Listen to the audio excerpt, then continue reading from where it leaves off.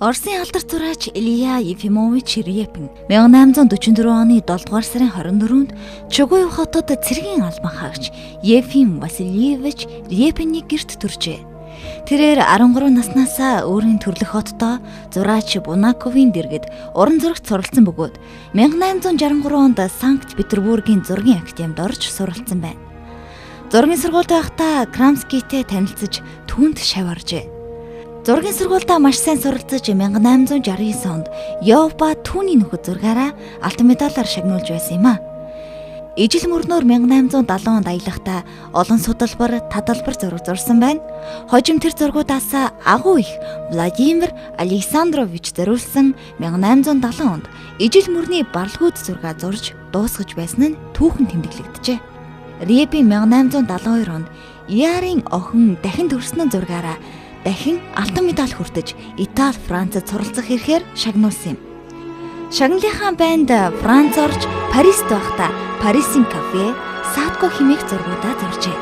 Улмаар 1876 оны зун Орос орондоо эргэж ирж намар нь өөрийн төрлөх хот Чугуевт буцан ирж жилийн дараа Москвад сурчжээ.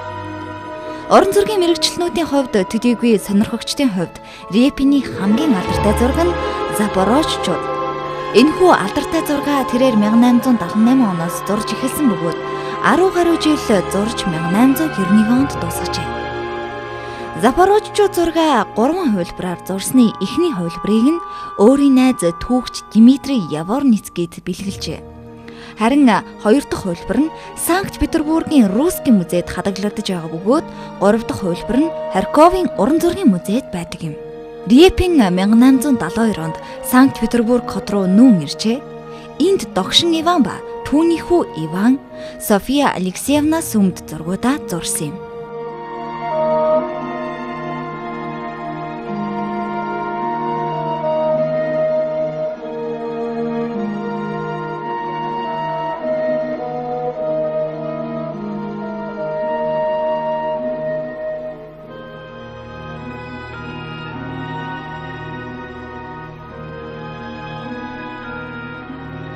Репиний хүрэг зургууд мэрэгчлүүдийн хувьд өндрөөр үнэлэгддэг.